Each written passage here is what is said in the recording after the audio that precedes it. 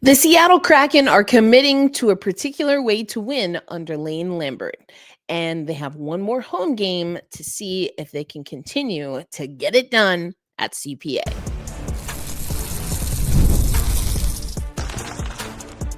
You are Locked On Kraken, your daily podcast on the Seattle Kraken, part of the Locked On Podcast Network, your team every day. Hey there, Seattle hockey fans. Welcome to another episode of Locked On Kraken, part of the Locked On Podcast Network, where we bring you your favorite team, the Seattle Kraken, every single day. Erica L. Ayala, your host of Locked On Kraken, also an accredited media member for Milano Cortina 2026. That's right, the Winter Olympics. Less than 100 days, which is wild. On today's show, we're going to talk a little bit about the Kraken win against Chicago, but more in a broader context. Where is Berkly Catton these days? As in, where is he playing? And, I'll get you ready in a few areas for the game against San Jose. I will be on the road Wednesday, so we'll have a little bit of a pregame refresher if we hear anything from Lane Lambert. But for all intents and purposes, this episode will be more of the preview of that game and what we can expect. Today's episode of Locked On Kraken brought to you by our friends at Game Time. You can head over to the Game Time app, create an account, and use code LOCKEDONNHL for $20 off your first purchase. Thank you, everydayers. We appreciate you tuning in at Locked On Kraken, again, part of the Locked On Podcast Network.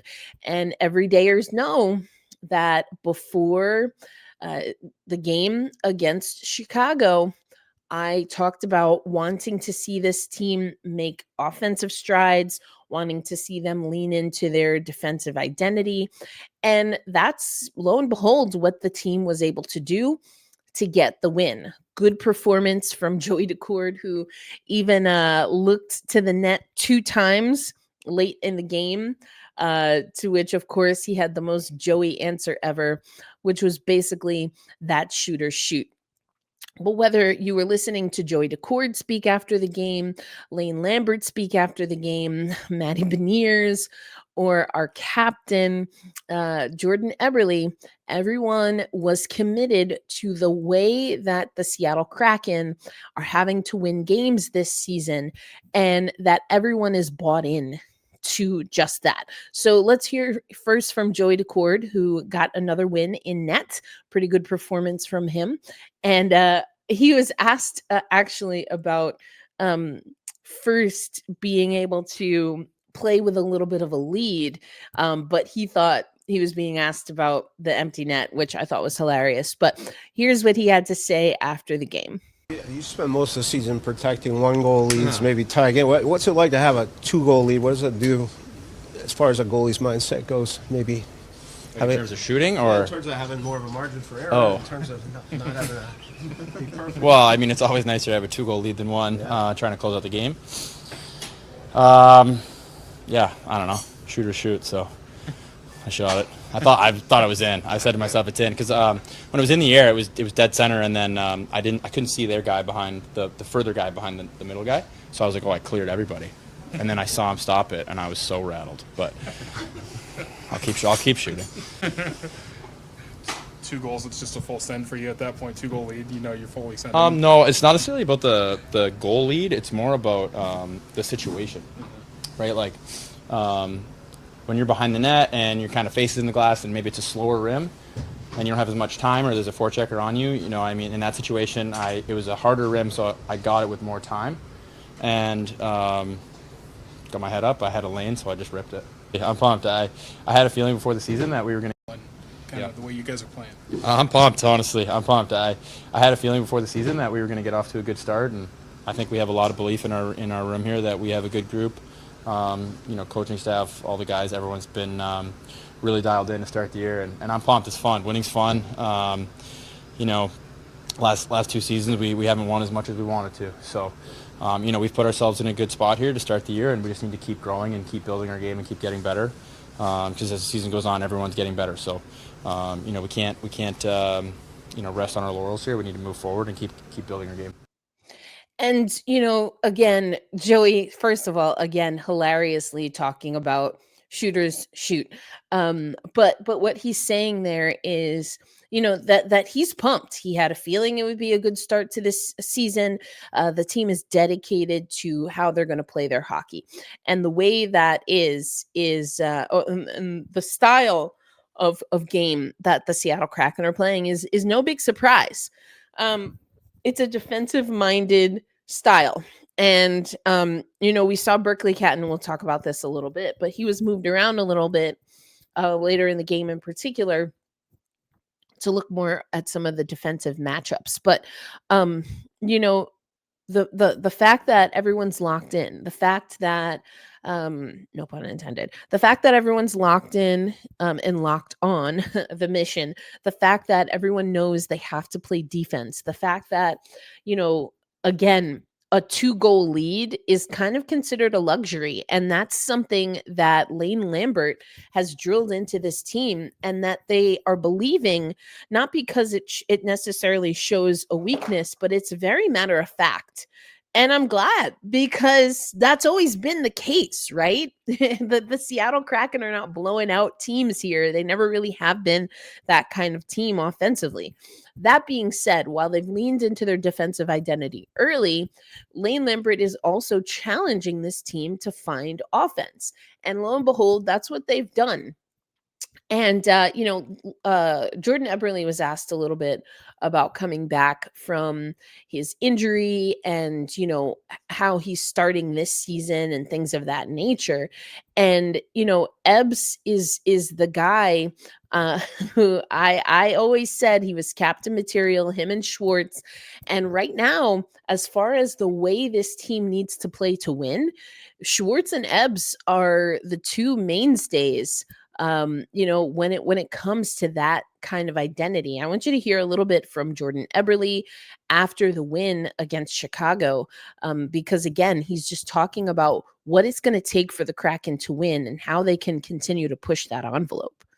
Instinctually, that Matty's going to be there just from playing And then countering. So, we want to try and add more and more to our game. That's the biggest thing. I think obviously we're going to win by our defense, and that's kind of the backbone of our team. But you have to put the puck in the net to win hockey games. So, we have to find ways to score more goals.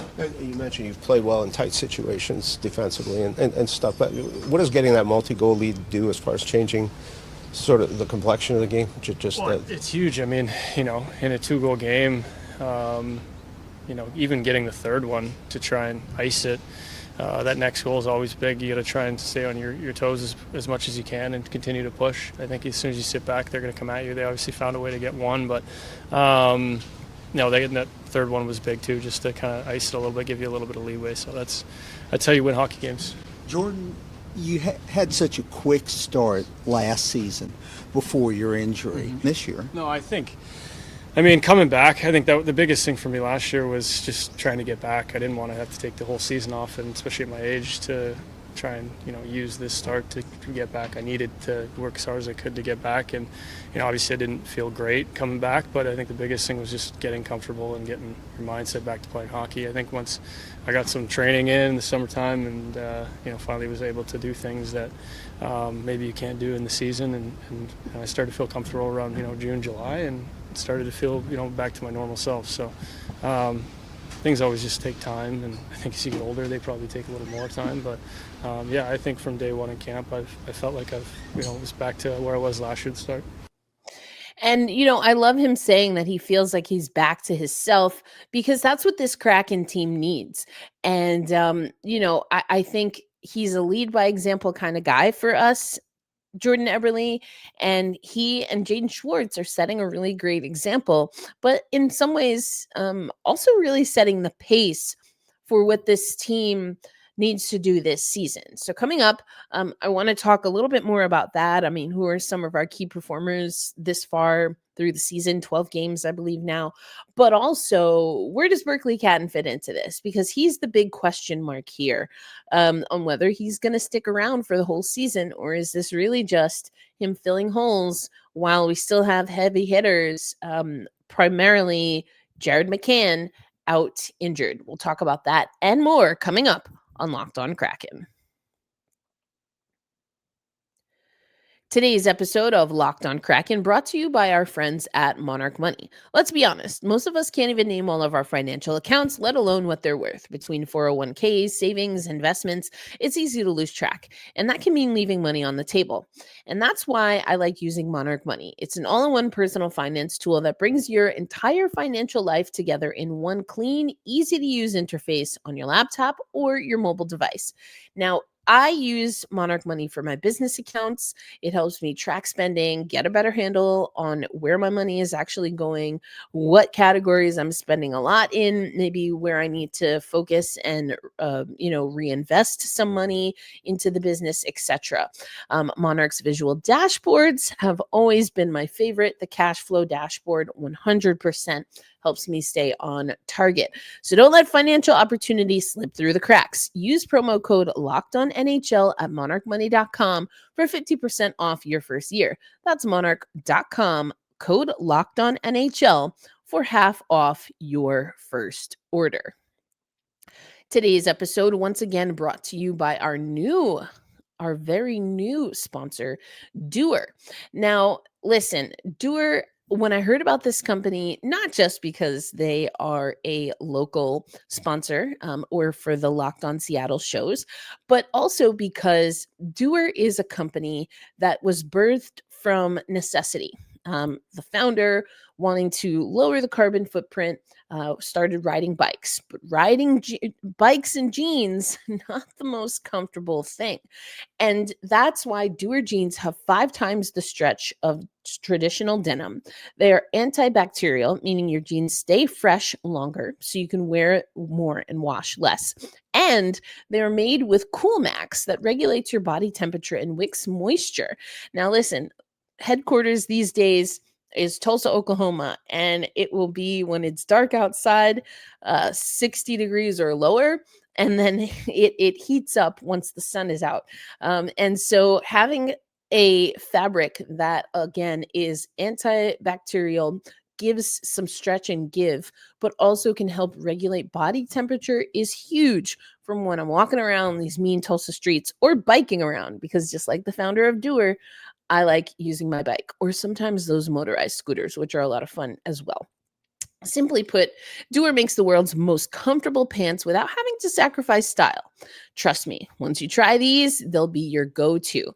I have a pair. I was able to pick out a pair online. Easy, really super easy system there. I cannot wait to receive mine. And once I do, I will be able to show you and tell you personally all about the quality. But get a pair for yourself or give one as an amazing holiday gift. Go now to shopdoer.com/LockedOnSeattle. You'll get 15% off your first order. That's shopdoer.com/LockedOnSeattle for 15% off. Shopdoer.com/LockedOnSeattle. Thanks, everydayers, for making Locked On Kraken a part of your daily destination, your first listen, your midday listen, or your late night listen. Either way, we appreciate you. My name, Erica L. Ayala. Shout out to Jordan Dabney, who helps with our social media content and things of that nature. Want to let you know that Locked On Kraken will be, quote unquote, on the road again. That's right. Ava and I are going to attend the, I guess, kind of anticlimactic at this point, announcement of the PWHL Seattle team. Looks like things got leaked. If you're a WNBA fan, you know that happened to the Toronto Tempo. And speaking of or names that start with a T, team names that start with a T, it's looking like the Torrent for PWHL Seattle.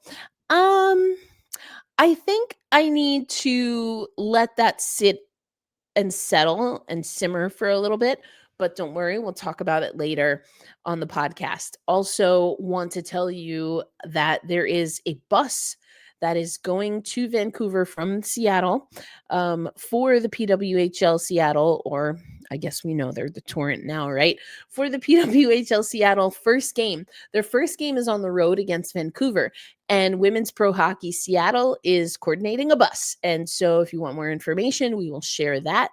But check out Women's Pro Hockey. You've heard me talk about them over the years. We've even had some folks from Women's Pro Hockey on the podcast in the early days. So if you're an OGer, everydayer, then you know that we've had Zoe on the podcast. Or you know that we've had Women's Pro Hockey on the podcast to talk about some of the original women in the Seattle area connected to hockey. So anyway, but we'll get into more of that.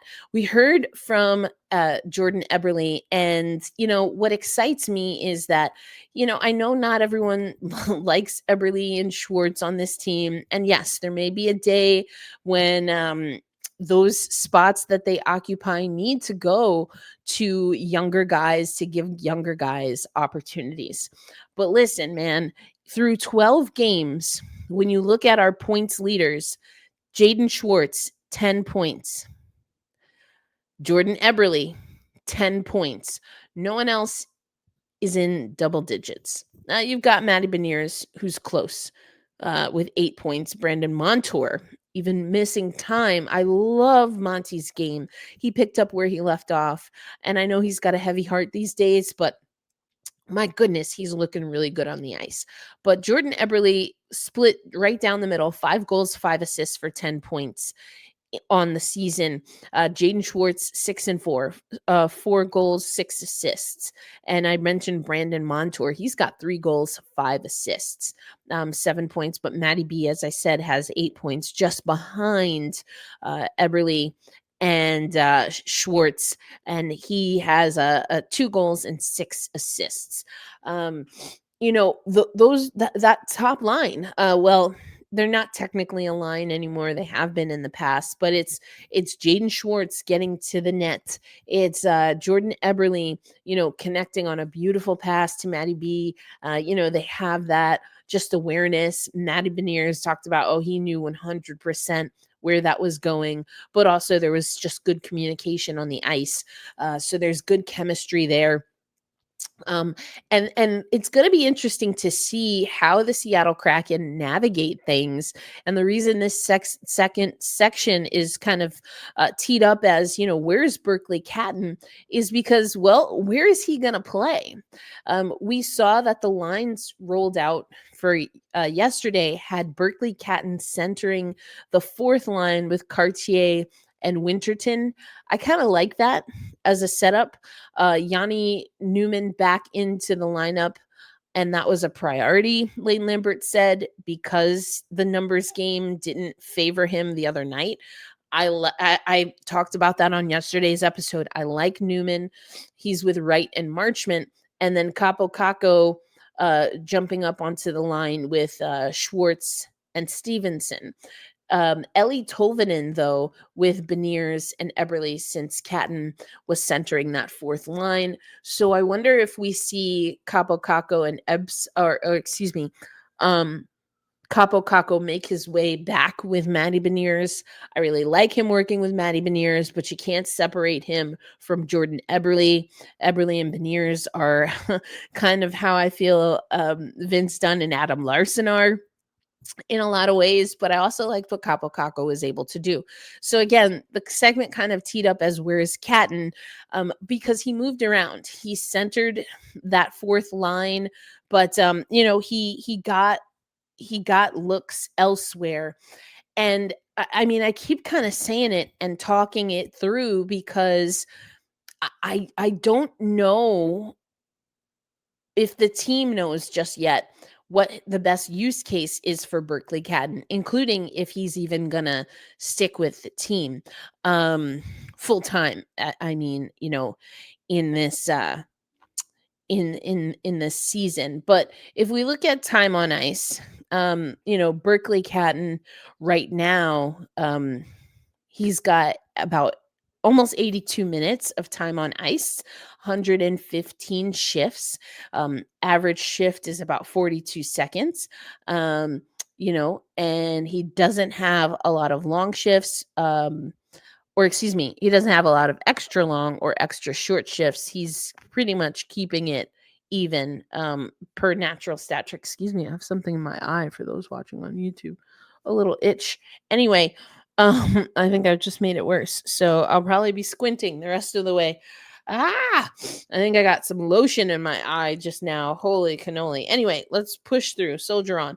I think it's going to be interesting to see where Catton fits in, is what I'm kind of saying. When we look at the combinations with the most time on ice, Berkly Catton, Matty Beniers, and Jordan Eberle have 57 minutes and 15 seconds, followed by Stevenson, centering Schwartz, and Tolvanen. Then Beniers, Eberle, and McCann are that third pairing, even though we haven't even seen Jared McCann much this season. But the second pairing that includes Berkly Catton is let's see, you got to scroll down for this because he's played a lot with with Eberle and Beniers. But yeah, there's really not a combination, at least not that includes I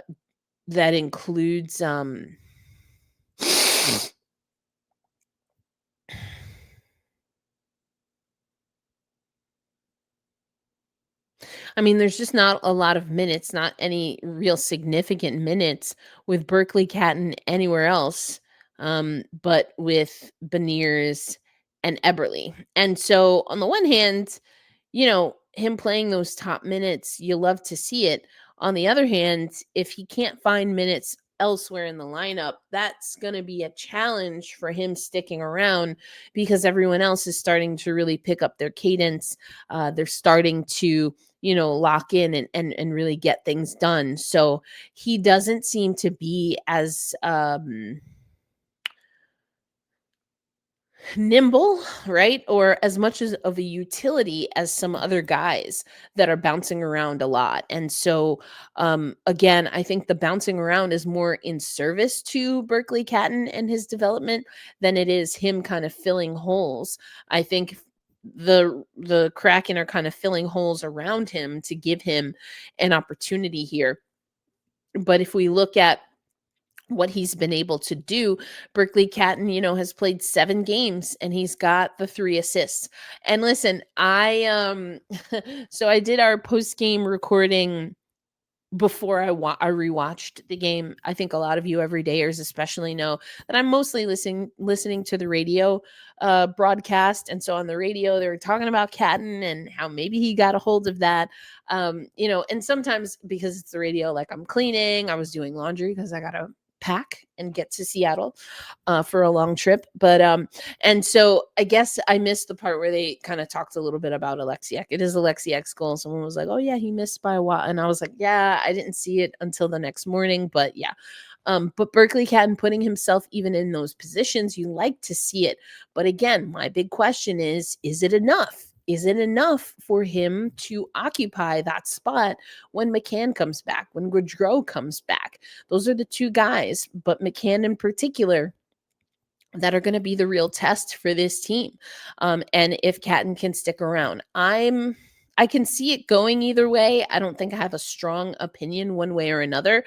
But as I've said before, his development very different than how we're seeing or how we did see the development specifically for Shane Wright, or even really thinking about Matty Beniers. It's a very different development, and it's not that it's bad, it's just different and in a lot of ways hard to compare.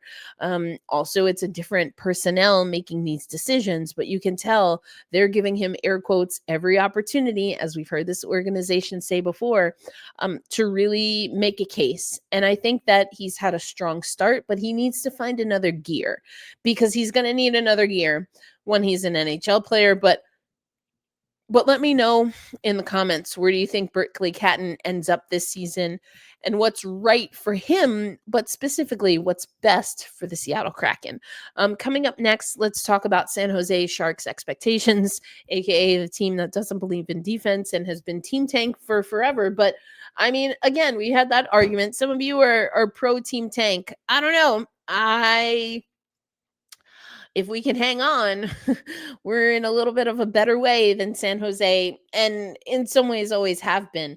So we'll talk a little bit about that, what to expect in this game. And like I said earlier on the show, we'll have a little bit of a tune-up before the game once I get to Seattle. But I will be at this game, the anti-defense Olympics. No, that won't be the case because the Seattle Kraken defense is their identity. It's just a matter of if they can, put up some numbers on San Jose, which statistically speaking, they should be able to do. We'll talk about that coming up on Locked On Kraken. Today's episode of Locked On Kraken, once again brought to you by our friends at FanDuel. Now, listen, we know that the NBA is in action right now, and there's no better place to get in on the action than FanDuel, the official sports betting partner of the National Basketball Association. Even if you miss the start of a game or want to ride the hot hand, FanDuel has live bets on everything from who will score next or even fourth quarter comebacks. Plus, you can even combine your live bets into a same game parlay for a shot at a bigger payout. It keeps every game exciting, especially when your team's making a late push. Right now, FanDuel is giving new customers $300 in bonus bets when their first $5 bet wins. So head to FanDuel.com to sign up and play your game with FanDuel, the official sports betting partner of the NBA. And as I mentioned at the top of the show, today's episode of Locked On Kraken brought to you by our good friends at Game Time. NHL season is here, hockey is here, and nothing beats being in the arena for those opening games, especially when the abyss awakens at Climate Pledge Arena. One more game before a little road trip for the Kraken, and then they will return in the middle of November. But let's be real, getting tickets can be a total headache between waiting in the queues, surprise fees, or prices that jump right before checkout. It's easy to get frustrated when all you want to do is cheer on your team. That's where Game Time comes in. The app gives fans that advantage. It's your ultimate life hack for scoring amazing NHL tickets fast. So take the guesswork out of buying NHL tickets with Game Time. Download the Game Time app, create an account, and use code LOCKEDONNHL for $20 off your first purchase. Terms do apply. That's code LOCKEDONNHL for $20 off. Swipe, tap, ticket, and go. All right, Seattle hockey fans. That's right. Game day coming up. The Seattle Kraken taking on the San Jose Sharks before they hit the road again. But don't worry, don't fret. They will be back. The Seattle Kraken will have a few more games in November at home at Climate Pledge Arena, where they continue their winning ways. They are 0-2 at Climate Pledge Arena. So they are defending the deep this year. They just needed to get away from that slogan, apparently, to be able to do it. Ellie Tolvanen riding a 3-game assist streak going into the game against San Jose. Adam Larson, a tank of a man, 31 block shots, and currently tied for 7th among all NHL skaters. This is a team that knows how to win against San Jose. They are 5-2-0 at home and 9-6-0 overall versus San Jose. Now, some of those losses have come in the last couple of seasons. Don't love that, but the Seattle Kraken, man, are finding ways to really get things done. And when it comes to the standings, there's no one better in the Pacific Division right now than the Seattle Kraken. And,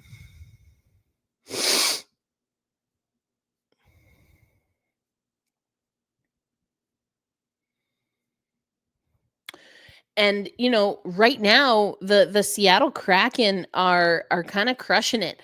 If you can even believe this, the Anaheim Ducks are first overall in the Pacific Division. The Seattle Kraken held that honor briefly after their win against Chicago.